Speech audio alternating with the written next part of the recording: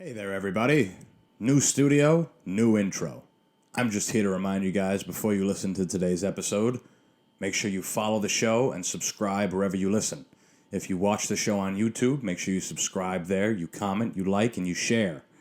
Also, follow my social media, all of it, both Instagrams, my Twitter, follow it all. Your life is to be consumed by my life. Tell everybody that you know about me. Start conversations with the fact that the Smoking Simian is your favorite podcast. Bombard everyone that you know and love with the Smoking Simian. Send them links day in and day out of my show, of the episodes, of my posts. Get thrown out of your house because the only thing that you care about is the Smoking Simian. Do it. Enjoy today's episode. Bye-bye. Hey, everybody. How we doing? Episode 200. We're here. We're queer. We are ready to steer you into madness, into my madness for at least an hour. At least an hour today. That's what you guys sign up for. That's what you guys have been signing up for 200 episodes, and I thank you for it. I thank you very much for it. You've been signing up for my madness, and it has only increased since the new studio, since the new change. Very little guests. A lot more about what I'm thinking, dragging you guys over that line of humanity, bringing you with me, showing you how the fuck my mind works, and maybe making you laugh a little bit in the process, maybe making you disgusted a little bit in the process. You guys may notice that there is nothing special going on for episode 200. Nothing special. Nothing special besides me speaking to you as I've been doing for the past couple months. Some things fell through. Who would have thought? Some things just kind of dropped off. I had a pretty tough week last week. Doesn't matter. It's over now. But my plan for episode 200, because you guys may recall on episode 191, which I recorded over last weekend, I had mentioned that there were plans for episode 200. We were going to do something fun, something a little different than episode 100. But we some things fell through. It's fine. Shit happens. You can't be all broken up about it. I wasn't, and I clearly am not still, right? It's not that big of a motherfucking deal. We're doing okay, guys. We're doing okay. We're at 200. That enough. That, yes, it is a great marker. It is a very nice round number that people can, look at and say, wow, 200. You've done 200 episodes? That's pretty cool. What do you have to show for it? Well, I've got... Like I said, I can't even go to the corner store without people following me and pictures being taken and people just saying, "Hey, we want to give you money to sell our product. We know how many people are out there listening to you. We know that you are the voice of a generation. You are a cultural icon in this world right now. And we need you. We need you. We definitely need you to push our lemon scented fucking sock drawer freshener. Right?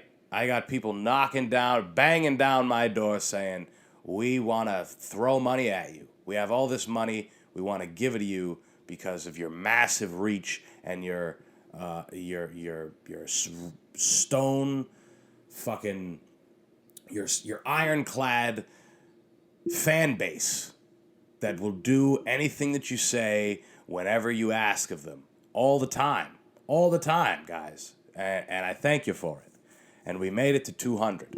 We made it to 200, and what a time to have made it there. And before we get into all the fun stuff I know you guys are waiting for me to talk about, there is a lot of it. There's more than the big one of the kids getting shot and killed. That's bad, right? There's more than that, though. There is more than that. We'll get into it. And we'll have a good time today. It's episode 200. But just to let you know kind of what happened as far as why my plans for today's episode kind of fell through. So originally, the dynamic I was going for with episode 200, because again, it is a pretty decent, marker, right? I don't care, but some other people do. I guess I do care in a sense because I did want to put something nice together for you guys. But I was planning on, so Tyler, who's been on the show a bunch of times, Clean Co, fucking, he does Twitch now. I was gonna have him come on here and talk about that. We were gonna do that because he was episode 1, right? He was the first guest on the show. He was episode 1, and then but the thing is that he was a last minute replacement because James was supposed to be episode 1, and I lost that episode somewhere. Maybe there's a chance I have it, but I'm pretty sure it's gone forever. And he was supposed to be episode 1, so what I was going to do was have them both on. And we were going to do, kind of have that dynamic. We're at 200 now. We've made it to 200. And, you were supposed to be 1. You were supposed to be episode 1, James. It didn't happen. Tyler, you were episode 1. Let's sit here and talk shit. Then, we were trying to arrange how we were going to do that. And obviously, I'm an hour away from where all my friends live, which isn't the worst. I could be much further away, but nonetheless, we were thinking, how are we going to do this? Tyler said he'd be willing to come out here, and if he would come, maybe he would bring James and whatever the fuck, But I originally had a show at the Comedy Connection this past Sunday. I was supposed to, at least. It got canceled. Nobody bought tickets. Again, I don't know why. I've been on here promoting it. I've been on here telling my devout fans who would light themselves on fire for me to go ahead and buy tickets. And for whatever reason, you guys didn't do it. So, I'm obviously fucking around. I don't care. The show got canceled. It is what it is. Most of my people, they buy the tickets in person, so they probably just had projected low ticket sales, which is fine. It's okay. It's it is what the fuck it is. But I had a reason to go out to Rhode Island that day. I had a reason to go to Rhode Island, and more specifically Providence, because that's where most of my friends live. They live in that area. So the plan from that point, I was like, okay, we're going to bring the podcast setup. We're going to bring it, which is more extensive than people know, right, as far as the setup goes. We're going to bring it, and we're going to find somewhere to do it, and we're going to put it together. So I'm like, where are we going to do this? Where can we do it? I wanted to do it outside. Outside would have been nice. At night, that would have been cool, but we needed outlets. We need outlets to do the whole thing. So eventually I decided on we're going to do it in John Larkin's apartment. Again, another solid member of the show pretty much at this point. He's pretty much a member of the show. He's been on just about as many times as the next guy. I think him and James have been on the most, but whatever, doesn't matter. So we were going to put this all together, and we were going to do it there, but the show got canceled. I had no reason to take apart this fucking setup that is in a very specific spot. Everything is in a very specific place in this apartment, and it would have been a fucking pain to do. I would have been happy to do it, but it would have been a pain to do, and I still could have done it, right? I still could have, taken everything apart and maybe just used one camera and whatever the fuck else, but I fucking didn't.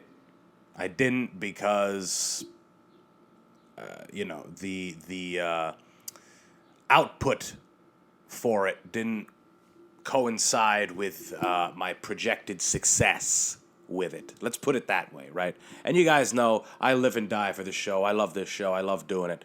But, that day I was past the point of wanting to take all this shit apart and bring it and then come back, put it all back together. Like, it would have been a fucking pain, guys, and I wasn't willing to do it. I just wasn't willing to do it at that point. So that's why you guys are stuck with only me. There was no special episode for 200. There was no special festivities. There's no bombs going off. We're not all drunk saying outlandish shit like I like to do sometimes. And that'll come. That'll come again. We will. We will. The idea is still there. It's just, episode 200. Hey, maybe we'll do it for the 2-year anniversary of the show in August, right? Maybe we'll do a big thing for the 2-year anniversary. Again, maybe, right? I say maybe because I make a lot of false promises on this motherfucker.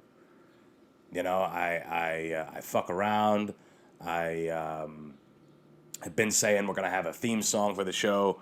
Haven't gotten into that yet, ha ha ha. But I think it's okay. Who really cares, right? I already have a minute fucking intro that I force you guys to listen to before you even get to anything of me talking. So that's why it's here, and it really shouldn't matter, guys. It really shouldn't matter. It's okay. And again, guests are scarce. You guys know. My original view for the show was to have, it's like a hybrid of just me and then guests. And, I'm back into networking. I'm back into getting people. And it seems like we're going to have some guests moving forward.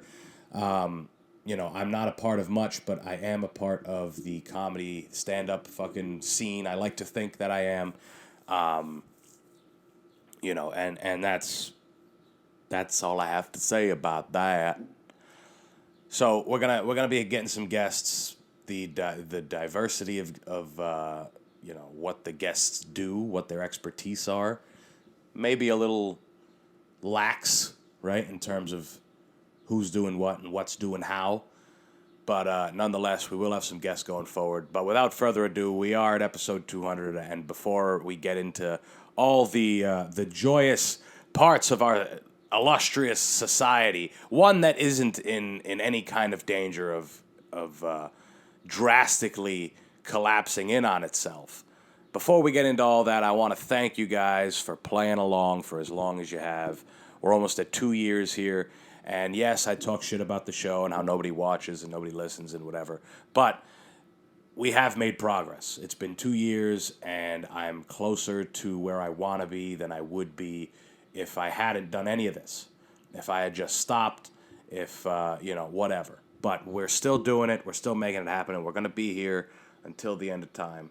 I have this fucking bump. I get these bumps on my fingers now. I don't know what it is. I feel like I got to call Dr. House, and he'll know what the case is. I've really gotten into TV shows, man.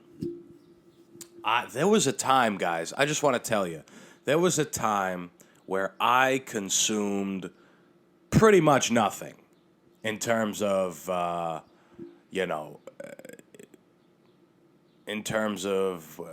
media, right? That's the word I was looking for. In terms of media, I didn't watch shows, I didn't watch movies. I was bigger into music. At one point, I wanted to hear more music. I was on the up and up when it came to artists and new projects and all that stuff.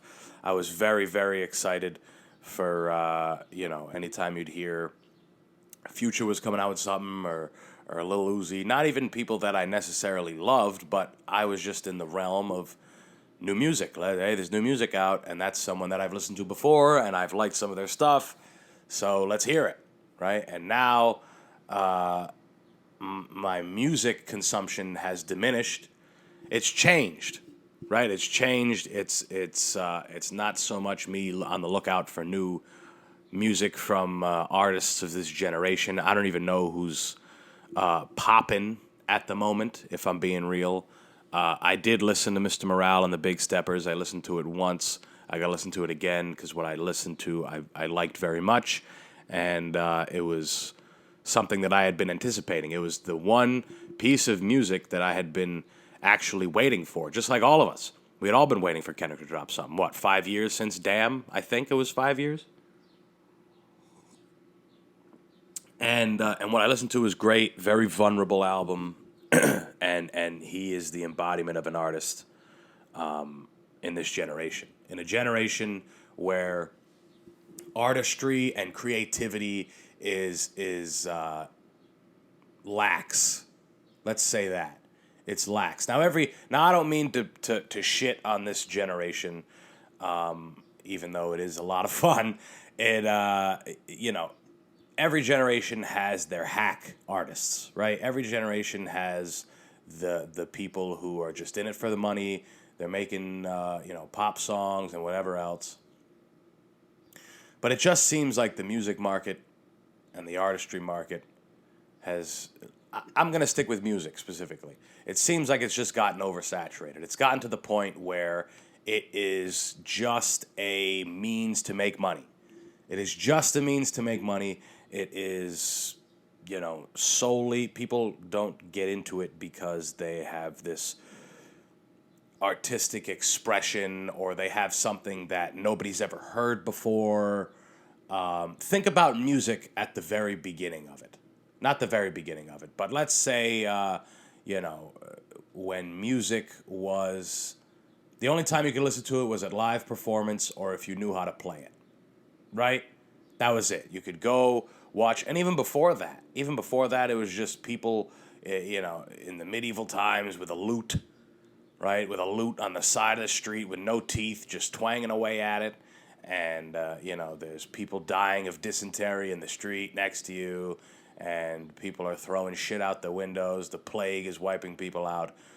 Music at that point in time was literally just it wasn't a form of expression. It was like something to do, I guess, right? It was just something to do. People weren't looking for any kind of artistry. Nobody was out there. Well, I mean, I guess if you think of like the great composers, right? Bach and Mozart and these guys were geniuses. These guys were rock stars in their day, and they were and they were after medieval times. If I'm fucking, maybe they weren't. I really don't fucking know, guys. But nonetheless, they were the rock stars. They were the guys who were and there were only a couple of them. There were only a couple of them, and obviously they had musicians playing for them and the whole thing. But they were the precedent for music. They were the precedent for music. And you could only listen to them if someone knew how to play their music and you happened to be there, or you had the money to go see them live, which I'm sure not a lot of people did. I'm sure the toothless fucking uneducated townsfolk didn't have, they didn't have a pot to piss in and a window to throw it out of. Ha ha. It's funny because that's how people got rid of waste in those days, which is what I think we should return to. Just throwing our shit in the street. We might as well. But that's music at the beginning. Music at the beginning was, it was a way for the aristocracy to spend their time, to spend the money that they have, the incredible wealth gap. One of their main ways to have a good time was to go out and listen to music. Another one was probably plays, right? They went out to plays. Another one was denying people health care, right? Whatever health care there was at the time, they were able to deny it. Maybe some torturing, right? Some torturing was another fun way for the king to entertain himself. And for the aristocracy to really have a good time, guys. Have the richest people at the time, they went out and they listened to music. Now we're in a place where anybody, pretty much anybody, can go watch live music. Whether it's a cover band or it's the biggest artist in the world, like Drake or Doja Cat or whoever the fuck else. Most people can go out and do that. It costs money, but it's a lot more affordable than it was back in the day. Now, along the way to where, the beginning of music, where there were a select few geniuses who were at the top of the heap, who could entertain the richest people in the world, and were known for their extreme intellect and their ability to make sounds sound good, essentially. At its purest form, that's what it was. And then there were just people underneath them who had kind of an inkling. Nobody was looking to be, groundbreaking or expressive with their art or any of that stuff when it came to music. Somewhere along the way to where we are now, to where people are, again, very barely expressive with their music. A lot of the music is generic in terms of subject matter. A lot of them talk about the same things. A lot of the female rappers that we have today, which is great, right? In the first place, it's great that hip-hop has gotten to a place where we can have so many successful, beautiful women who can rap and make a living for themselves and get their art out there. But most of what they talk about, guys, is getting fucked and getting money, just like men do, right? Just like the men rappers do. They were talking about, banging hoes. Same thing. Women doing the same thing now. And that's fine. I have no qualms with that. But hip-hop in itself is, it's a culture. It's a way of life. It's the whole thing. And that's part of the culture. And, and that's great. That's great. I'm a fan. But it is saturated. It is oversaturated, just like the music market as a whole. Very much oversaturated. People aren't out there, making things from their heart. It sounds very robotic. So when a guy like Kendrick Lamar comes out and says, hey, I'm a person. I know I'm this larger-than-life figure that everyone's been waiting for music to come out from. I'm a person. I go through the same things you guys go through, which is sometimes all we need to hear from some of these artists. But they, somewhere along the way from those two extremes, in the middle, there have been periods of extreme growth in music, different genres of music, right? Somewhere along the way, jazz music came about. Jazz music where, again, mostly instrumental, not a lot of exposing of how a person feels truly into when it comes to the music, right? Because a lot of the times that comes from lyrics. It comes from lyrics. It can come from the theme or the mood of a song, right? But nonetheless, it was, jazz music came along and it's a different style of music, but there was real artistry. And there were moods that could be set with that style of music, right? And there were artists that were able to kind of take how they felt as a person and put it in the music. I've always said the best artists, the best pieces of art are the ones that convey exactly how the artist is as a person and how their style is, a reflection of who they truly are. And that's what separates some of the greatest artists and pieces of art that have ever been created from the mediocre shit. And I feel like there were times where there was more of that, right? There was a little bit more of that. But, we're talking about jazz music. Jazz music, there was, you had bebop, right? And I don't mean to turn this episode into a musical fucking whatever, which is kind of what I'm doing, guys. Ha ha ha. But no, bebop, those artists, they had a feeling of, excitement and whatever the fuck else, and that brought out in the music. Then you got Miles Davis. He came through with the cool shit, right? Jazz eventually faded out as the top style of music in the country, and then we got rock and roll. And now, again, starts off rock and roll, not a lot of inner workings. Not a lot of self-thought, I guess, going into the music. It's more of this sounds good, this is, it's going to get the people to move, and it makes me feel good, and if it inadvertently sells records, that's nice. And then you get to the point of the counterculture movement, and there's people who are, there's people who feel a certain way about the government, and there's a lot of politically conscious music coming out. Then we get into the 70s and metal and 80s and the fucking disco and all this shit. And there's people along the way, there's artists, there's groups along the way that set the tone for what's coming next. the precedent of where the art form is going, they are able to set that from whatever they're doing because it's so different than what everyone else is doing. And that sets, the next mood. And whatever the fuck we're on now kind of blows, guys. It kind of blows as far as music goes. It kind of sucks. There's not a lot of people out there that are willing to put their feelings on Front Street. There's not a lot of people out there that are true artists. True artists in the sense that they work on their craft. They work on every aspect of their craft.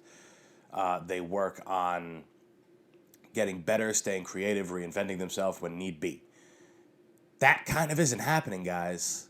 It kind of isn't. It's right now we're living in an age where if it's broke, don't fix it. Sorry. Ha! If it ain't broke, don't fix it. That's kind of where we're living right now. We're in an age where if we're making money and we're selling records, we kind of don't need to switch things up. There's no need to switch things up. There's no need to risk it. Look at all the money coming in. Look at this bag that we're making off of the same shit that we've been recording for years and years and years. Kendrick Lamar has, I don't know how many albums, let's say 5 or 6, right? And each one is different. J. Cole, same thing. Each one is different.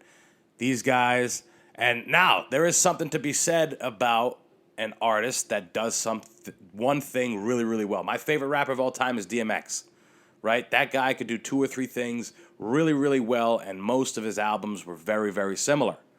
There wasn't one that was like, that's a little experimentational or there's a little... No, most of his shit was the same. And there's something to be said about that. Something to be said about a specialist, But in all forms of art, there is the best artists, technically speaking, are the ones who are willing to put themselves out there, fail, and gain something in the process. How do you think you gain a new technique in anything? Right? And whatever you're doing, how do you gain a new technical skill? You got to try it. You got to work at it. You got to see what the fuck happens with it. And then, if it's good and it's something you want to keep working on, then you do it. But you would never find out if it was something that you wanted to keep working on and you didn't. If you didn't try it. If you didn't try it and fail and say, this is something I want to get better at, then you would never know. Oh, God. Disgusting coffee. And it's lukewarm. But nonetheless, guys, I got into that fucking monstrous tangent because I was just saying that I'm into TV shows right now. And there was a point where my TV was pretty much off most of the time. I had no reason to have it. Maybe I'd play video games. But, it was music and podcasts, and that was my media. That was my media. And stupid YouTube videos. I'll never stop with the stupid YouTube videos. That's my bread and butter. Stupid YouTube videos, sitting there, watching mindless fucking nonsense. That's what I like. I like the long form nonsense. Longer form. It's funny how we live in an age where a 4-minute video is long form. Like what I'm doing, like however long this episode is, this is going to be... I'm already at extreme form. Like right now we're at what? Damn near 30 minutes? Nobody's listening to this whole fucking thing on YouTube. Nobody wants that. I'll be surprised if people listen to the whole thing in their car. Unless you're driving real far. But I've gotten into TV shows pretty goddamn big. I mean, I've spoken about Apple TV, right? I love, Severance, can't wait for the next season. Ted Lasso, great show, phenomenal show. The Last Days of Ptolemy Gray, my God, what a show. If you're not watching that, you got to watch that. The Last Days of Ptolemy Gray with Samuel L. Jackson, that is a good show. Very good show. He plays a man with dementia who has the opportunity to remember things for a short period of time, a few months or something. I don't remember exactly. It might have been a few weeks. And he goes through some crazy shit. Very, very good show. But I got into this because I remember speaking about the sores on my fucking fingers and House, a phenomenal show. But I just started getting into The Sopranos, and that I'm on season 1, and I'm seeing why it was such a good goddamn show. I am seeing why it is regarded as one of the best shows ever, because holy fuck is it good. Holy fuck is it good. The dynamics of everything that's going on, how there's, such subtleties in how, behind the scenes, not behind the scenes, but when, like, for example, Tony is speaking to his therapist for the first time. Obviously, this is the beginning of the show, and he's speaking to his therapist, and she's trying to get him to say that he resents his mother for the way that he was brought up and whatever. But she's trying to get him to say that. And he is like, no, fuck you, that's my mom, I love my mom, whatever. And she might be right. That's the thing. She might be right. But he is completely against it, and he, feels that he has a duty to love his mother because she's his mother, and whatever she did in the past is, who gives a fuck? It doesn't matter. But the mom thinks that he's in there talking bad about her.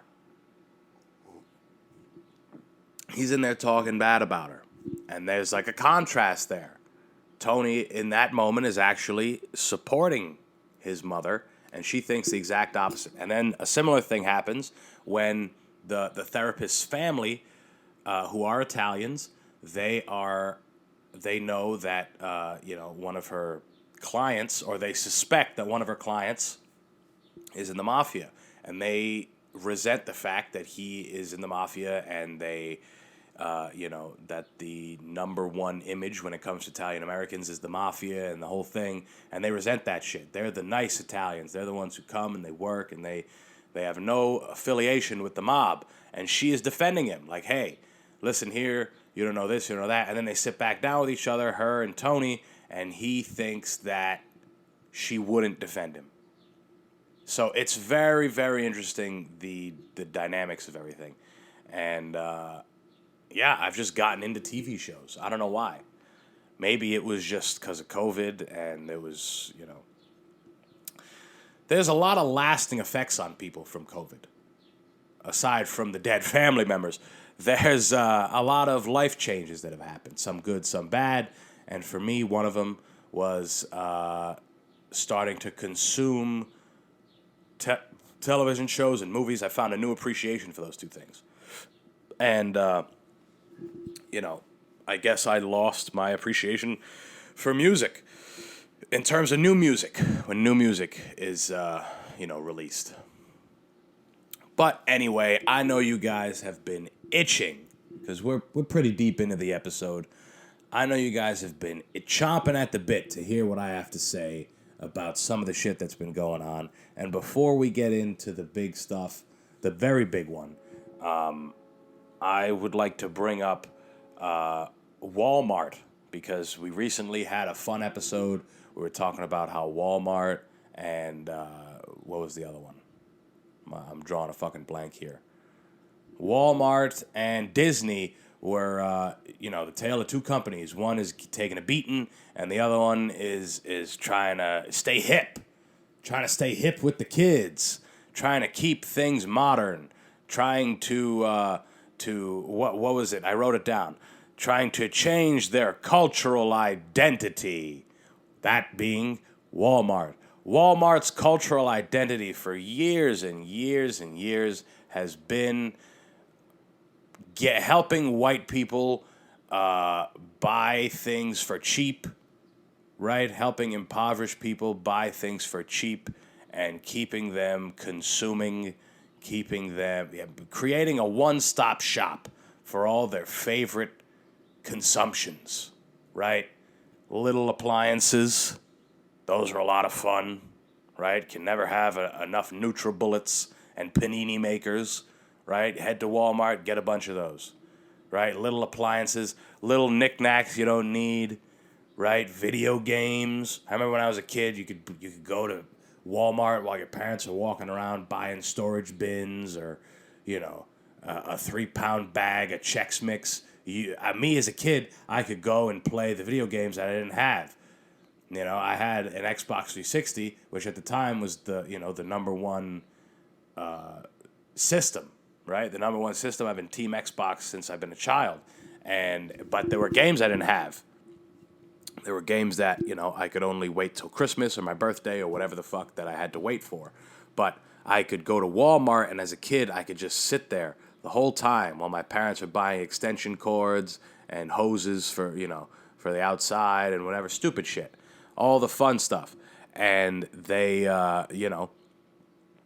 they were able to do that. And I could play, and they took those away.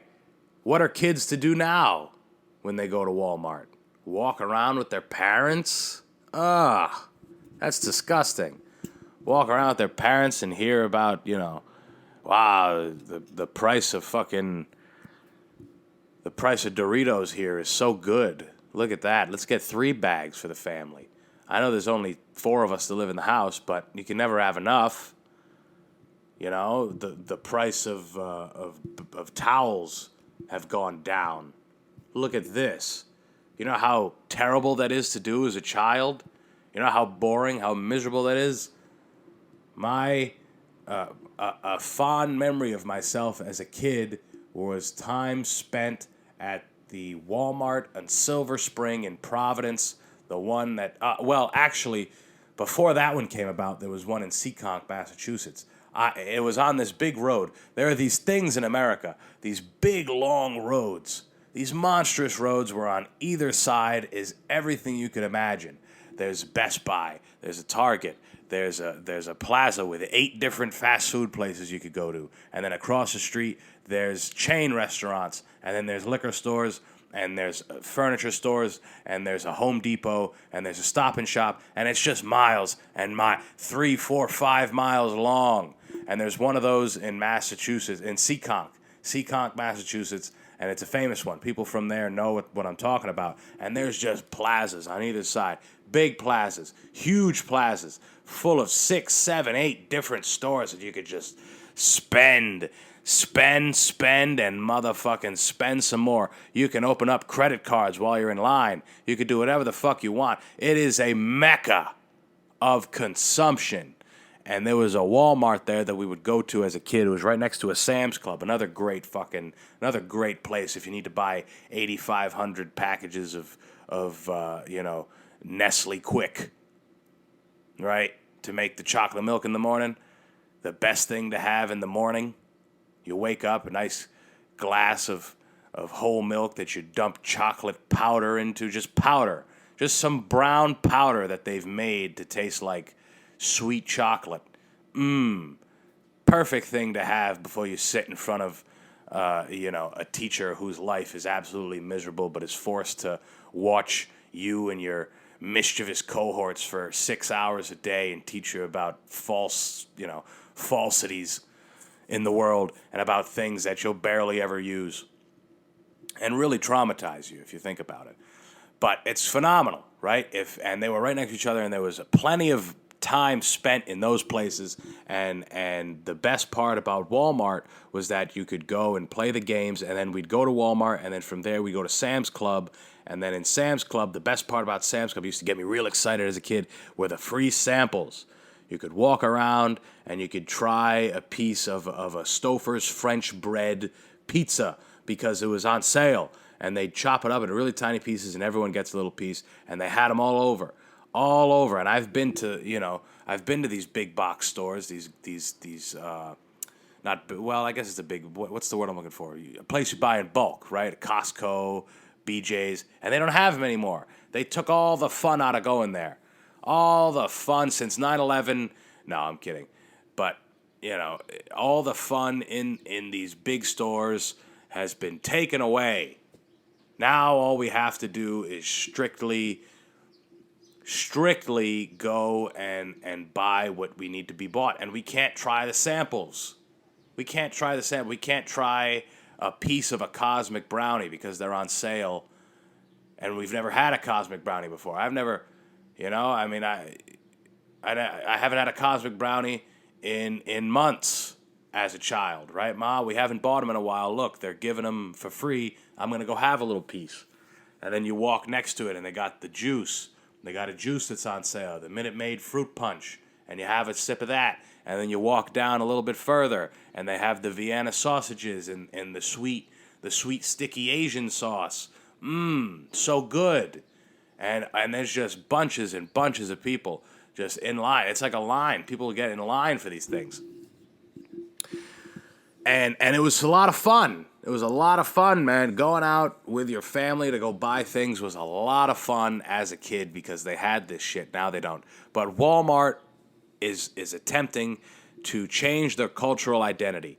Part of that comes, part of that, part of their strategy, I should say, in doing that is to have that festival that I was talking about in Arkansas, wherever the fuck they were going to have it, with all those big name artists we spoke about last time, like Nick Cave and Rufus Du Sol.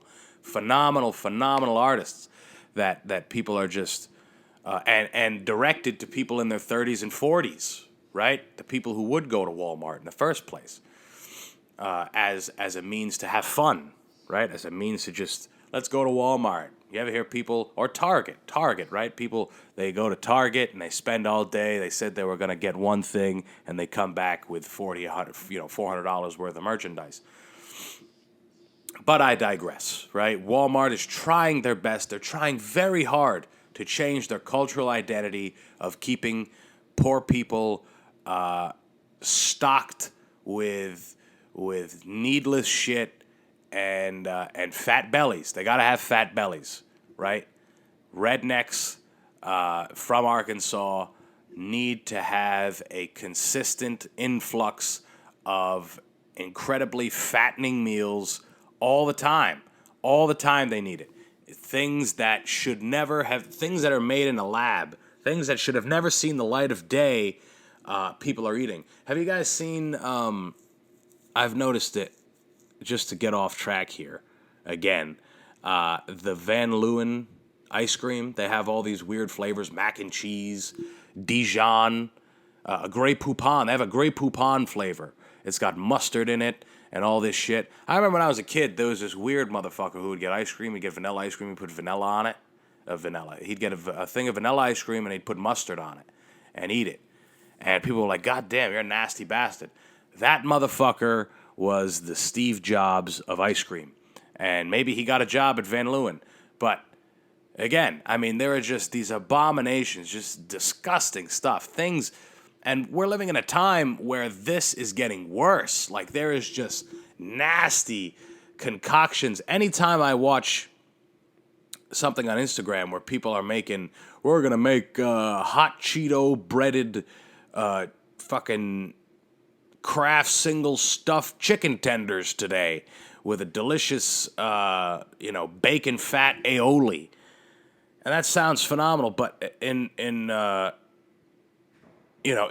reality, that is pretty fucking disgusting. Anytime I see some shit with hot Cheetos being crushed up and is gonna be the breading for something, that shit's gross, man. It's disgusting. There's a hot Cheeto, there's a flaming hot Mountain Dew. I mean, they're just running out of ideas. They are just trying to kill us quicker and quicker every day. But Walmart, again, trying to change their cultural identity, which in the past has been known to be a little destructive for poor people, but it's helping them live, right? It's helping them live the best way that they can. And one of the ways, one of their strategies, one of their tactics to change their cultural identity is to come up with a Juneteenth ice cream flavor. Yes, you guys have heard of this. I know you guys have. It's been recalled. It's been taken off the shelves because apparently it didn't go over too well. I can't imagine why. I can't imagine that an ice cream flavor isn't a direct influence on ending racism and ending prejudice. I can't imagine that a flavor of ice cream isn't the driving factor in causing people to not, have this weird predisposition about how they feel about a person based on their skin color. How is a delicious flavor of ice cream not getting us all on board to hold hands and sing Kumbaya? I don't understand. And the flavor is pretty good, right? The flavor is it's Celebration Edition, Great Value Juneteenth ice cream. Celebration Edition. There's an edition of ice cream that is causing us to celebrate. Woo! We got a new flavor. Yeah. I'm sure the black community was jumping up and down knowing that Great Value has their ideals at heart, and they're not trying to capitalize on a significant social issue, one that there may never be a solution for, but there's progress that can be made, right? And there has been a monumental amount of progress that has been made, considering that black people were slaves at one point, and now there's, black people can now hold positions of office. We've had a black president.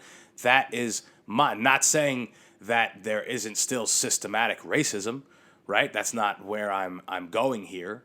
I'm not saying that we're perfect. I'm not saying that this world is perfect. It never fucking will be. And if you think that it ever will be, if you think that racism will ever be gone forever and ever, I'm sorry, but I don't have that much faith in us as a race. I don't. I mean, we as humans are fucking idiots. We have these predispositions about how we feel about people based on very, very stupid, menial, fucking trivial things, characteristics that have nothing to do with anything like skin color or gender or fucking the way your hair looks if you got tattoos. Just nonsense. We have these prejudices as humans, and I don't know that it'll ever go away, but Walmart's idea of helping this cause is an ice cream flavor. Now, if that's not if that's not a driving factor in changing the cultural identity of Walmart, a company that has been known to cater to rednecks, to cater to impoverished communities, if that is not a step in the right direction of keeping poor people ignorant and consuming, then I don't know. I don't know what is. I don't know. I think that they're doing a great job of changing their cultural identity. I mean, it's an ice cream flavor.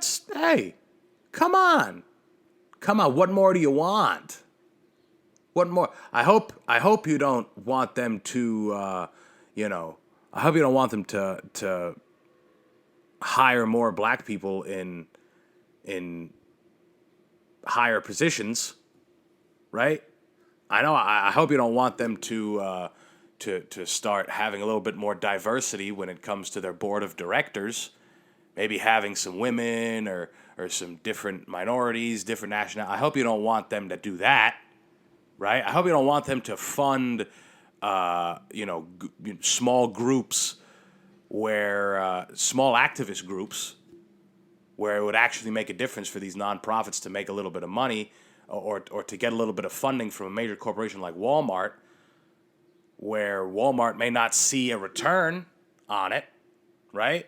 I hope you don't expect them to have an act of charity to where they won't make money, right? Because God, I mean, okay, we want to change the cultural identity, but we got a bottom line here, people. Walmart needs to stay in business. But listen to the flavor. The flavor of the ice cream isn't bad. I mean, when they were sitting there, they were like, you know what? I think they're going to like this. Swirled red velvet and cheesecake flavored ice cream. A pint. I mean, that sounds good. That sounds pretty damn good. That sounds delicious. But here's a CNN here's a little article. Juneteenth holiday marks a celebration of freedom and independence, a Walmart spokesperson said in a statement. However, we received feedback that a few items caused concern for some of our customers, and we sincerely apologize. We are reviewing our assortment and will remove items as appropriate. Ha! So one critic on Twitter said the ice cream highlighted why it's important to have diverse voices at the table when making strategic business decisions. When you don't, you end up making costly, foolish mistakes. Costly and foolish mistakes. Because again, like I said, they probably have very little diversity when it comes to making these big business decisions. The hood is probably not represented at the table, and that is a quote. Well, a quote. It's like a me alluding to when Professor Dio was on here, and he said that in his realm of biomedicine and in academia at an Ivy League college like Brown, the hood isn't represented very well, and he's there to bring that sense of diversity. And I'm sure if there was a very socially aware black man or woman that was on that board, they probably would have said, hey, this is a stupid fucking idea. But instead, it was a bunch of big, jolly white guys who were looking around saying, you know what, I think a great way to make money, right, to make money, because that's the bottom line of these corporations, guys. Don't get fooled when, Colin Kaepernick is on a Nike commercial. They don't care about the cause, guys. They're selling sneakers. Walmart is selling ice cream. They don't give a fuck about the cause. They're using it as a means to get people to buy the shit. Right? Are people really going to look at an ice cream flavor and say, you know what? Thank God that we've made so much progress in the realm of race.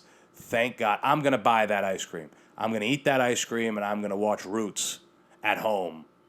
And really, really feel a sense of camaraderie with my black brothers and sisters because I got this delicious ice cream from Walmart.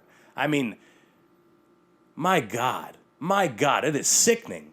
It's disgusting, really, that we have gotten to a point where we think that we can make any kind of social, we can make up any kind of social ground and cultural, we can make a cultural move in the right direction, and the only way that we can do it is through food, because that's how you get to us. That's how you get to us Americans. If there's food involved, we'll listen. We'll listen, right? We go to seminars, just as or we stay at a hotel and there's free food. You go to a seminar, there's donuts. We'll listen. We'll stick around. You know what I'm saying? So I get it. Right? It's a tried and true method of getting us to listen. But very poor taste, Walmart. Very poor taste, and I see no attempt. I see zero attempt in trying to change their cultural identity. What a bullshit statement by a massive corporation like Walmart. And this isn't going to hurt them at all, guys. It's barely going to do anything to them. It's barely going to do anything to you. You can go to any Walmart in the country right now, and it is full of people. As I record this, it's 2 o'clock in the afternoon on a Wednesday, and I could go to a Walmart anywhere, and there is people all over the place, buying shit they don't need, with money they don't have, just fucking consuming. And so I can see why they would go back to the old tried and true methods of getting us to listen through food, through a toy, through a gadget, when in actuality, guys, it ain't doing shit. And yes, it is outrageous that they would go ahead and do something like that, but it's not out of the realm of possibility, guys. We're talking about Walmart here. We're talking about completely out-of-touch businessmen whose sole purpose in this world is to make money for a corporation that is paying them too much money for what their job actually is, And it would be interesting to see if they had, on whatever production team that decided this was a good idea, it would be interesting to see if they had maybe a black woman from Atlanta or somewhere, a woman who's, again, very culturally sound and socially in the know, right? And would know that was a bad idea to come up with an ice cream flavor that is meant to commemorate the freeing of slaves, which is essentially what it was, right? Here's an ice cream flavor to commemorate the years and years of of progress that we've made with black folks, from them becoming slaves to now allowing them to hold office in a country that once, threw them to the dirt and didn't give a fuck about them. Here, have some ice cream. Have a delicious scoop of some Juneteenth ice cream. How disgusting is that, guys? So that's Walmart. Walmart, hot water, they'll be fine, unfortunately, right? They'll be good until, the bombs drop and everything collapse, yada, yada, yada. And speaking of bombs,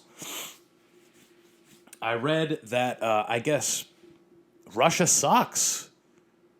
They can't make any headway in Ukraine. They are trying their hardest, and their war is getting smaller and smaller and smaller.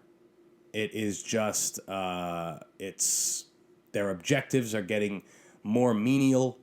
Again, I don't know what the objectives are. I looked at the article very quickly. I can pull it up. But they're caring less and less about, not caring, but they're not making a ton of progress here. They're not doing much. Let's see if I can find this. Maybe not. I think I saw this yesterday, so it could be gone. I'm just going up and down on my trending Twitter feed, where the news, whatever. Twitter, the main news source for all of us. But, Ukraine has been doing a lot better than everyone thought. They're doing great, they are, they're doing better than anyone. They are the number one underdog story. Before them, it was when America beat the Russians in hockey, right? And they're pretty similar, right? A sovereign nation being invaded, thousands of people getting killed, and orphanages and hospitals and people getting bombed, and the country that is facilitating this, their people are being neglected of the things that they need, and the whole world is in turmoil because things are expensive. One of the main things being oil, because everyone relies so much on Russia's oil, but with all the sanctions, everything's expensive and all this stuff. They're not getting anything in, they're not getting anything out. The people of both of those countries are suffering. The people around the world are suffering, not as much as those two countries, but again, whatever. And I guess Zelensky, who was a comedian, is showing his mettle.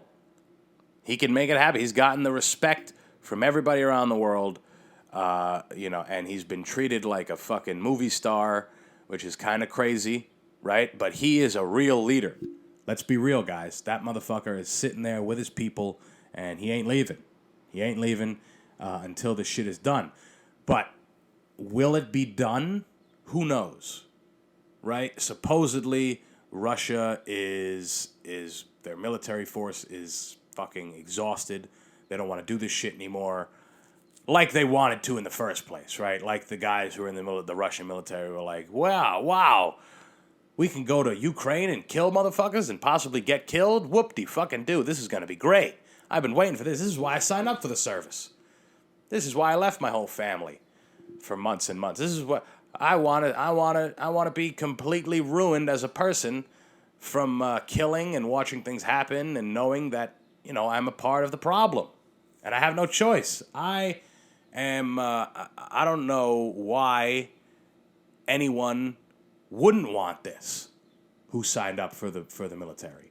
This is what we're here for. This is the big time, baby. But I don't know if that translates into things calming down over there. I don't know if there's things cooling down over there in terms of, are things going to stop?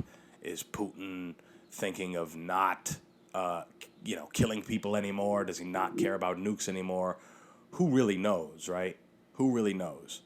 But it looks like Ukraine is doing a pretty good job, and nobody gave him a shot. Once we found out that Russia was doing this thing, and let's be real, guys. I think Russia's getting a little exposed here. right? Just a little, they're doing some stuff that's questionable, right? Everyone was kind of looking at them as the big guys, and yeah, they got the nukes, and they don't want to use the nukes, or maybe they do want to use the nukes, but they're avoiding it. It's like a last-ditch effort, but there's something that's kind of positive from all this and showing that maybe Russia's not the big bad machine that we think they are until they pull out the nukes, right? Maybe that's the X factor. But nonetheless, they are, they're kind of soft. They're kind of soft. I mean, they're not. We thought that as soon as this shit happened, Ukraine was basically a part of Russia. That's it. They're going to take the country in a couple months, and they'll keep moving, and there's a big war machine. The big mother Russian war machine is going to, run through fucking everybody. And that's kind of what everyone thought. And now they're showing they're kind of pussies, guys. I mean, Ukraine is more or less a know-nothing country before this, right? Nobody cared about what was going on in Ukraine before this. Chernobyl, right? That was their biggest thing. Their claim to fame was a fucking nuclear reactor rendered an area unlivable, right? For years and years and years. And I guess there's people that live in the area and they're fucked up, their children have 8 arms and the wife's pH level has never been the same. So that's been their claim to fame, right? Lomachenko, Oleksandr Usyk, these guys, they were Ukraine's spokespeople. That's all that mattered, right? They were the only ones, and they were supposed to get taken over by big bad Russia, and we're finding out that Russia's all talk, baby. I'm not worried. We'll be fine. We'll be fine. What we do need is to get some fucking gasoline for cheap, though. We need to start, bombing brown countries like we used to do. Good old America, baby. What happened? We were getting gas and oil for cheap when we were bombing the fuck out of those brown countries. When we were killing them, we had nice prices on gas, right? It wasn't as bad. Oh, when us and Russia were all buddy-buddy, when we were giving each other things, and here's some oil, and yeah, we were doing all right. I can't drive. I can't go anywhere. It costs me money. I have to think about how much money it's going to cost me to go somewhere, more so than I ever have in my entire life, because gasoline is so goddamn. We got to figure it out, guys. A Big Mac meal is $20. Are you kidding me? This is nuts. This is crazy. People want to eat. How am I supposed to get my Juneteenth ice cream when it costs me $30 in gas to get from here to go 4 miles? 4 miles. I got to spend $30 in gas. Fix it. What happened to bombing the brown countries and taking all their shit? We don't do that no more or what? What's the matter? We don't do it anymore? Have we turned the other cheek? Are we going to be better now? We're going to be much better now. We're not going to do that anymore. We'll wait. Soon enough, there'll come a guy, there'll come a president, or there'll come a man in power who's going to say, listen, we need to go back to these countries. Shit is expensive. We got to go back to these countries. How are we going to keep making plastic pieces of shit for, for everyone? How are we going to do that if we don't have any oil? How are we going to do that? Everything's made from oil. We've become completely dependent on this sole fossil fuel. How are we going to do anything? We need to bomb some schools. We need to bomb some hospitals in some countries that we have definitely propagated, whatever the fucking word is. We've made it clear to our people that they're our enemy. We haven't made an enemy in a while. We have no enemies. What are we supposed to do? That's why people are going crazy and killing motherfuckers. We got to find enemies. We haven't created an enemy in a long time, guys. in a long time. We left Afghanistan and they went right back to whatever the fuck they were doing, and we don't care anymore. Come on, guys. See what happens when we don't have an enemy in this country? When we haven't made a foreign enemy, everything's expensive. The market is in turmoil. Our president is a kook. The people don't know what to do. We don't know how to feel. How are we going to go about our day? How are we supposed to talk to Jeff from accounting if there's nothing for us to complain about? There's no fingers to point at anybody. What the fuck? Come on, let's bomb a school. Let's kill some kids in another country. When we do that, it's not bad, right? When we do that, it's not that bad. When it goes on, when we facilitate the killing of children in other countries, it's okay because it's for the greater good. We got to get the lithium. We got to get the lithium so that our children don't kill each other, right? We got to get the lithium and all that stuff, all the things that we can put in medication and in pharmaceuticals. We got to get that shit so our kids don't kill each other. You see? You see how it all works? It's a machine, guys. It's a machine that we've been built on, and it's getting broken down.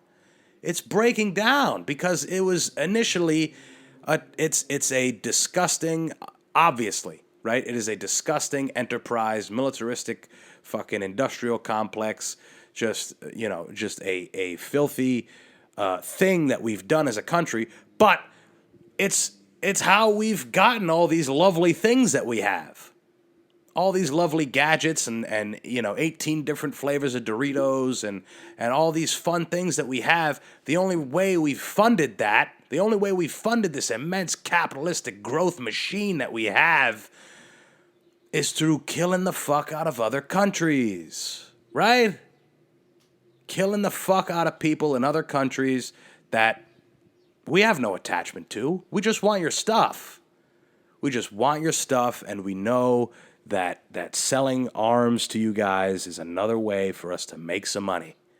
It's another way for us to make some money. It's a great way for us to get cheap oil for our people to drive all over their state, all over their county to work.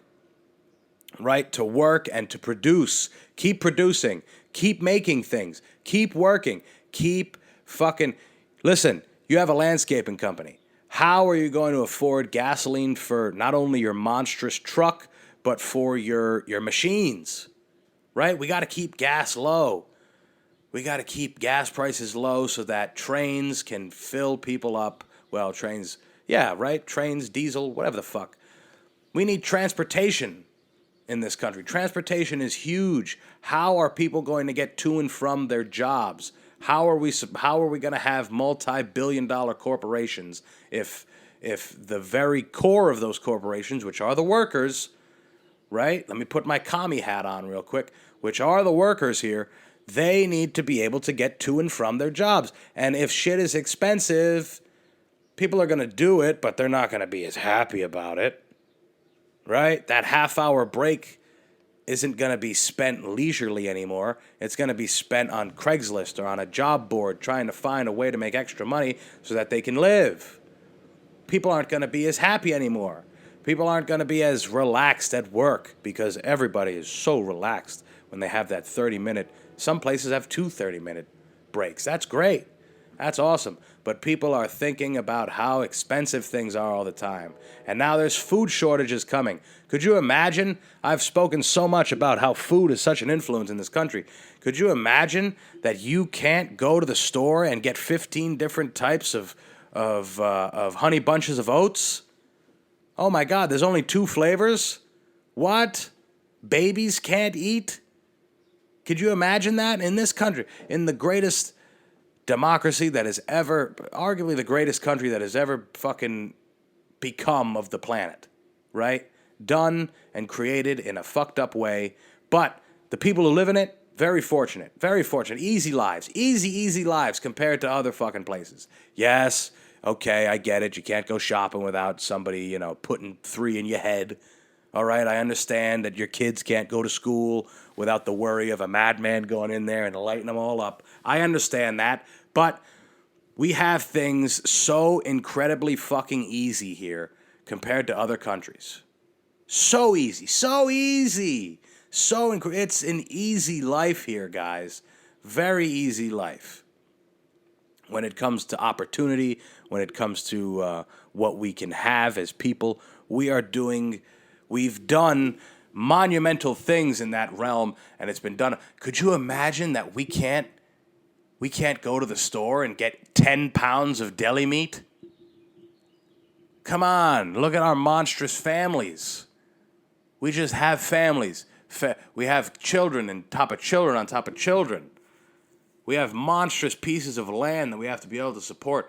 We have all these things. I can't go to Stop and Shop and get 8 pounds of roast beef. What? How are we going to live?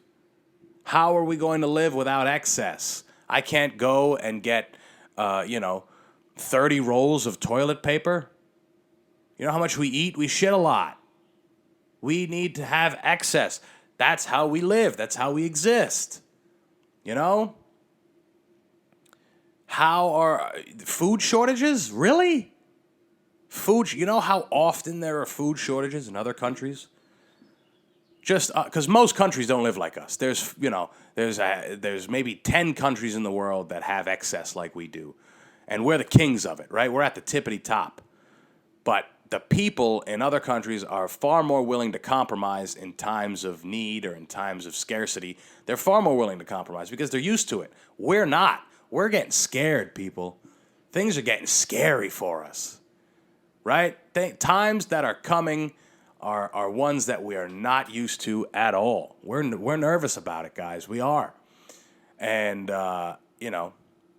it goes to show that the lovely, leisurely things that we have in this country are built on conflict. And right now, we have very little global conflict with us, right? The United States isn't in some no-name country killing the fuck out of people and raping them of their resources, right? We're not really we're probably doing it, right? But not on the grand scale like a 20-year war, right? Like a war of 20 years of being in a country and taking absolutely everything they have, killing innocent people, right? We haven't been doing that like we have in the past. That's how we live. That's how we make money. We expand our horizons, and we build it on. And right now, because of it, this is what it is, guys. What do you want? Do you guys want to live comfortably, or do you want to be righteous and have to pay all kinds of money for things? I'm being honest, right? I'm being honest, guys. Would you rather pay $30 for a meal at Wendy's, but know that there's some kids in other countries that are able to play soccer and not have to worry about an American outpost being built right down the street from their favorite soccer field or whatever the fuck? Do you want that? Or do you want gasoline to be $2 a gallon so that you can drive all over the place, you can get to work comfortably, and listen to a guy like me on the radio? Do you want to be able to do that with the caveat of knowing that a bunch of kids and women and children, people in general in a country that is real far away are getting killed mercilessly, while their environment is actually being completely depleted of everything, right? You got to weigh the factors, right? You got to weigh the factors. Now, I've been alluding a little bit to the tragedy, another tragedy that has happened here very shortly after the one that I spoke about before of the man going into the store and killing people, racially motivated, killing people in Buffalo, New York. as you all know, a bunch of children were killed in a school in Texas. Children, right? Children. Now, terrible, terrible, awful thing, right? Very, very awful thing. But like I had mentioned before, now we've had both sides of the spectrum, right? We've had a awful, racially motivated, public execution style killing in a very liberal state that is New York, right? A liberal state, typically a blue state, right? Known to be a little more stringent on gun laws, that just like a liberal state would be, right? A little more stringent on gun laws, a left-leaning state, right? So people who saw that made the argument, me being one of them, hey, if people were allowed to carry guns, that motherfucker would have been killed, right? Now we have one that happens in Texas, the complete other side of the spectrum. Right wing, you would think a school in Texas, they would be, if there was anyone around, they would have a gun on them, right? Now don't get me wrong, yes, the guy went to a place where there probably aren't guns, right? It's an elementary school. But when you think of Texas, you think there's grannies carrying guns, right? Because of their lax gun laws. Anyone can have a gun. Which is why this kid went in there, had a gun, killed people, killed children, and then he got killed. Too little, too late, right? They killed him a little too late, but he went in there, mercilessly fucking slaughtered a bunch of kids, and now he's dead. Good. Good that he's dead, right? Very good that he's dead.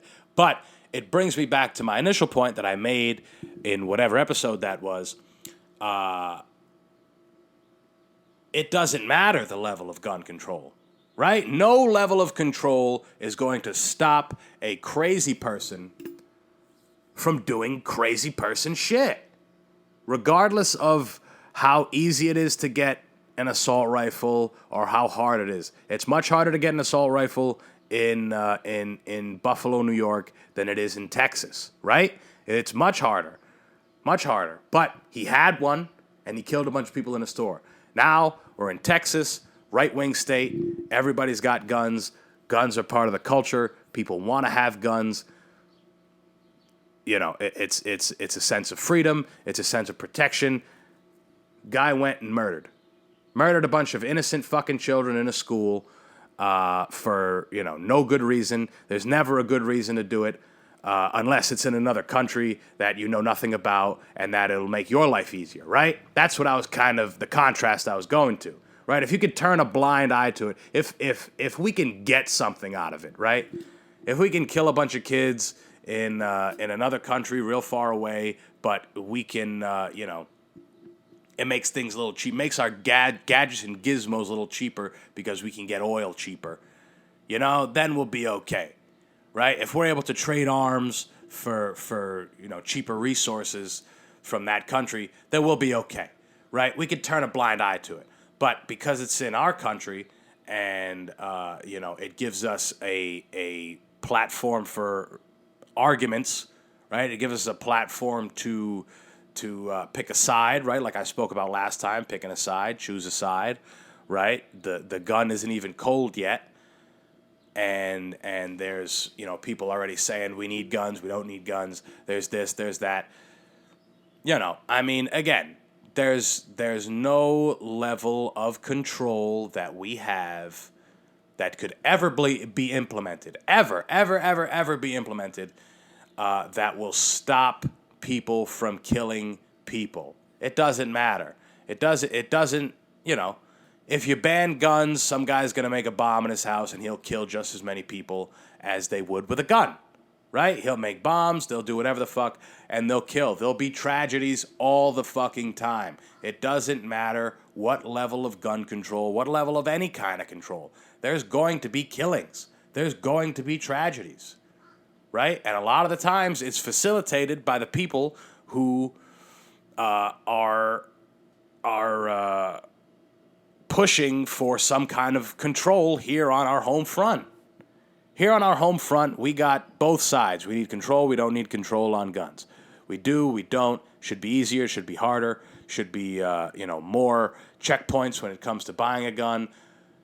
Both sides of the spectrum, we got it going on here. But as long as we're talking about another country, one that we can benefit from the deaths of those people, then, it's being facilitated by those same people. Then we're okay. We're okay with that. But once it happens here, then there's a big problem. Big problem. You mean my Xbox? The new Xbox is going to cost more money because petroleum is more money and the plastic on the Xbox is made from oil. It's going to be more money? Well, we better start bombing the fuck out of those strips, out of those those major areas in those countries. We better start bombing the fuck out of them. Christmas is coming around. Christmas is coming around. The wage gap, I'm not making a ton of money. Things are expensive. Bomb the fuck out of those countries, would ya? It's about time we start a war. If we want prices of things to go down, we need to start a war and kill kids in other countries. But we can't allow our crazy people to kill without getting something in return. You got to get something in return. We're going to lose lives. Okay, we can't just kill all willy-nilly. We can't, right? We got to get something out of it. We got to get a little something, a little change, a little gadget, right? We got to be able to make life easier for us. And going into a school in Texas and killing kids, it's not productive. But going into a school in Kabul, bombing a school in Kabul, that's a step in the right direction. We're fighting against terrorism, guys. We're fighting against terrorism. Those kids that are learning about, the plant cell in their class, while down the street there's, bombs going off and there's tanks rolling down the street and there's all these things. There's some productivity going on there.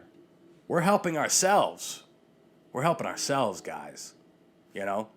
So it's just, I like to put our hypocrisies out on Front Street because we don't like to think about it. A tragedy just happened. 19 children were killed.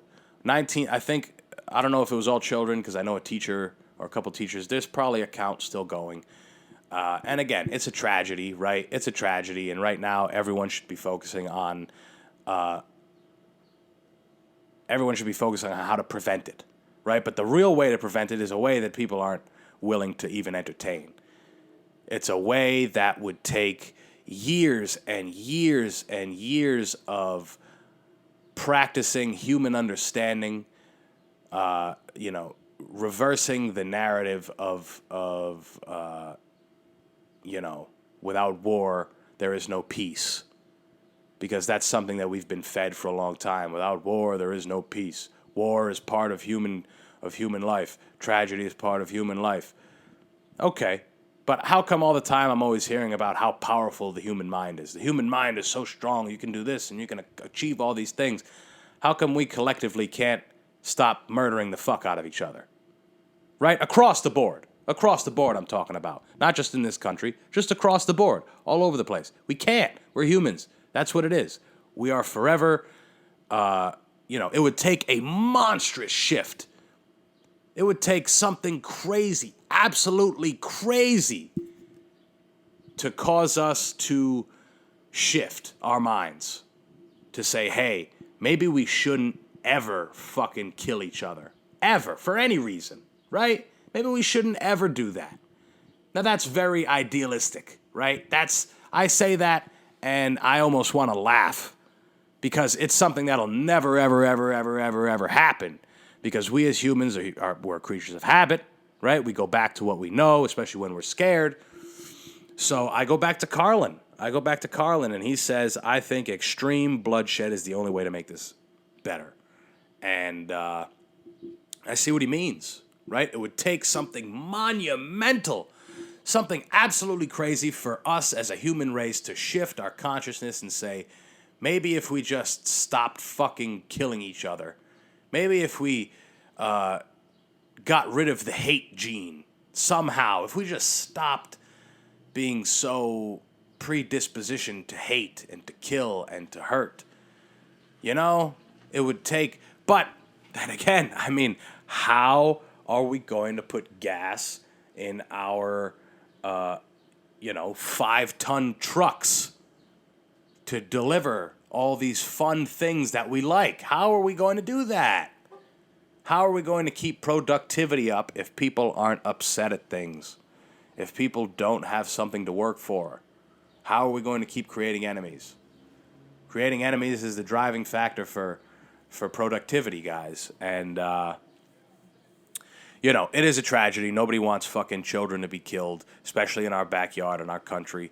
It's an awful fucking thing. But you guys know me. I am not one to sit here and preach, hey, we need this, we need that. What we truly need is to come together as a human fucking race, which, is something that is fiction. It's fiction, so there's no point in me even mentioning it. And I don't mean to be cynical, but we can do better as humans. We can definitely do better as humans. We've been living this way, this exact way, since we could think. Since the ideas of greed, since the ideas of surplus, since the ideas of power have come into the psyche of the modern human, we have lived this way for a long time. And I don't think that there's a way to change it. There's not going to be some guy who comes out and says, hey, everybody, we're going to, hold hands, we're going to change things, and yada, yada, yada. It's an idealistic way to look at things. And, I think the best way to look at it is worry about your motherfucking self. That's all that can be said, guys. Worry about yourself. Stop getting wrapped up in ideas, because it's over and nothing matters. No, we're in a tough time. We're in a very tough time as humans. The country is in fucking, this is some of the weakest, I guess, it's ever looked in history. Again, I've only been around for 24 years, but I'm not a history buff, but it seems very, very scary. Let's just say that. It seems scary with food shortages and the price of living and the discrepancy between the mega, mega rich and the mega poor. The gap is widening and widening and widening, and it is very disheartening. And this is just on social media. You can go on Twitter right now, and the whole thing is just sadness after bad after shit. It's just terrible, terrible headlines, and that's all there fucking is all the time. And it's hard to keep a happy face, right? It's hard to. But then again, there were times where, World War II was probably pretty fucking scary, pretty fucking bad, right? So it's all relative, right? It's all relative. Who knows what mass shooting was like in those days in the 1940s? I can't imagine it being as bad as it is now. But, that's what it is. And here's the craziest part of all of this. The craziest part of all of this is amongst all of this awful, terrible, crazy shit that's happening in this world, people still want to get on the nonsense of words. Words primarily coming out of the mouths and minds of comedians, right? Ricky Gervais and Dave Chappelle. Dave Chappelle is forever in hot water with transgender people, right? Forever. He makes a lot of jokes about them. He does his thing, right? But he's a comedian, guys. He's doing what he's supposed to do. And I feel stupid even talking about this. But I guess Ricky Gervais's special, there was a problem with it. He's getting some backlash. And, same thing with Dave Chappelle. John Mulaney, who I guess has a lot of transgender followers, a lot of his audience. I don't know. I don't know anything about John Mulaney. I know he's a very, very good stand-up. He's very famous. And he brought out Chappelle, and there's been some outrage because Chappelle is known to, joke about transsexual people as he jokes about everybody and everything all the fucking time. I mean, people are still willing to argue about words. Words being said in a funny way, in a way that is meant to lighten up the world. Right? Can be offensive, sure. Right? It can be offensive, all right. But, I mean, that's the art form of comedy. People are always going to be offended regardless of what you're talking about. People are going to be offended about something. They're going to internalize it. They're going to act like they're talking to you specifically. They're transphobic. I think if the word phobic follows something, you have to verbalize, you have to make it clear that you hate whatever that thing is. Right? You hate it, you deny it, you don't want anything to do with whatever that thing is, that word that's, before phobic, right? If I was, if I was homophobic, which I am not, I would probably say, hey, I dislike gay people and everything they stand for. I'm not. I don't feel that way. I never have and I never will. I don't hate anybody for anything that they do because I'm a sick fuck, right? I'm a sick fuck. I got problems. Everybody's got problems in some capacity. I don't hate on drug addicts. I don't hate on transsexual people. It's all in fun, guys, especially coming from a comic. It's coming from a comedian whose job it is to make fun of things, make fun of society, all aspects of it. All they're doing is making fun. I don't think Dave Chappelle has once said, hey, I hate transgender people. I dislike them. I want nothing to do with them. I don't think he has ever once said that. In fact, in his last Netflix special, he talked about how he had a very close transsexual friend who took their own life. A very heartfelt, and he made a joke about that as well. Right? And that's a friend of his. Right? A friend of his who killed himself. And he was able to make a joke about that. Right? I feel like people are maybe jealous about that. I feel like people are jealous that they can't make fun of something that is not meant to make fun. They're not able to lighten up the mood by doing something like that. I feel like that could be a driving factor in why people get upset about these things. But I would think if someone is anything phobic, they would publicly denounce it. They would tell all their friends and say, hey, I greatly dislike this type of person. And I don't think they've done that. I think the suffix of phobic is suffix the end of it? I don't know. The end of the word? That might be the beginning. It doesn't matter, right? I think the phobic part of words has been thrown around willy-nilly as an excuse or as a way to diminish what the person is saying and try to silence people, which is, it's crazy that is still it's still something that happens. It's still a focus of some people to harp on words being said by people whose job it is to make fun. I don't know, guys. It's after all that shit that I have just spoken about how Walmart is exploiting the struggles of black people through selling a fucking ice cream flavor, about how Russia and Ukraine are in a war, about how children were murdered in a school, and it's being used as a way to talk about gun control, even though there's fucking, we have a history of killing the fuck out of kids in other countries, right?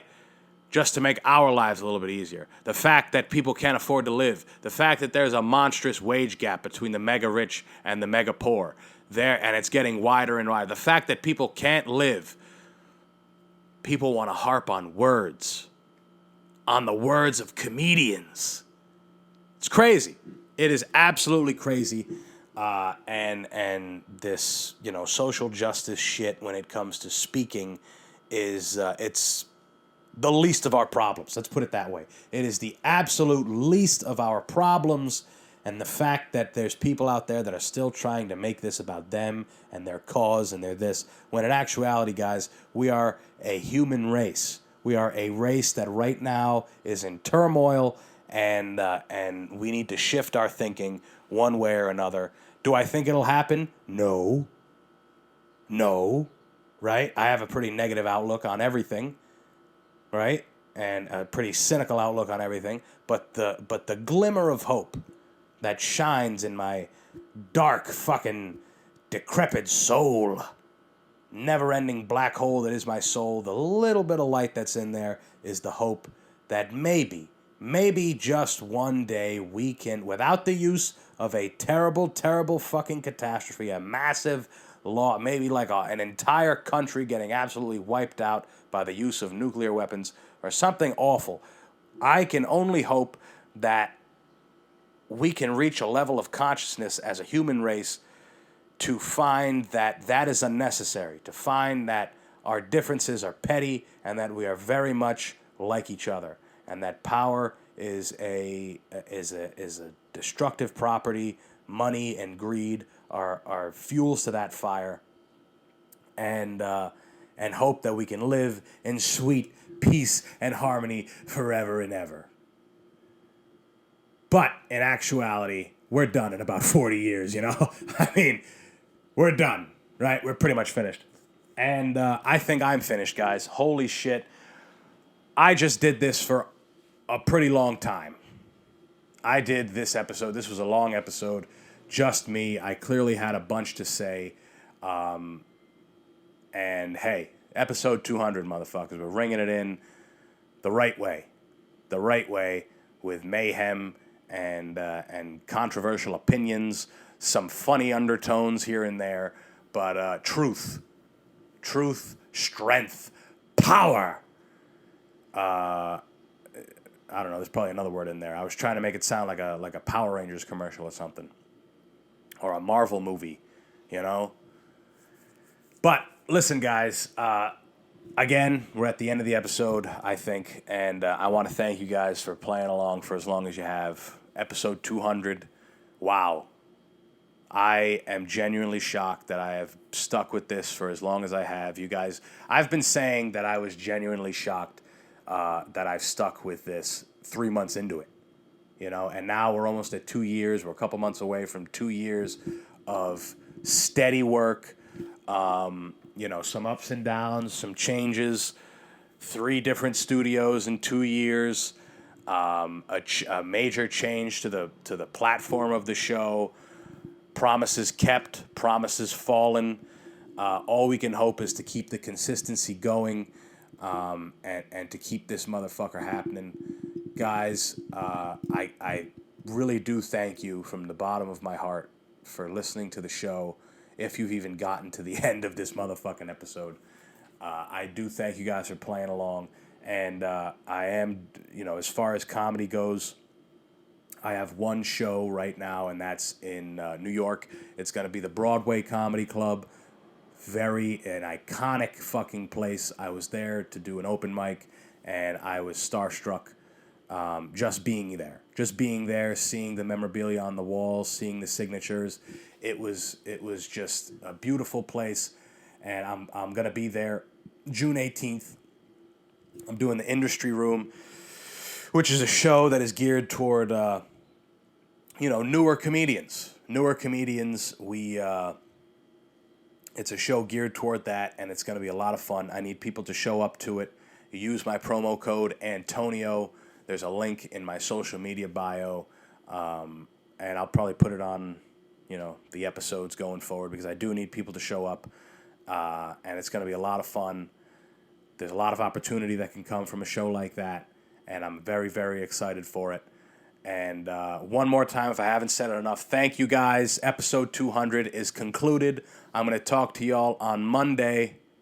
Peace. Hey, I'm back to reiterate all the stuff that I said at the top of the show. Follow and subscribe. Bye-bye.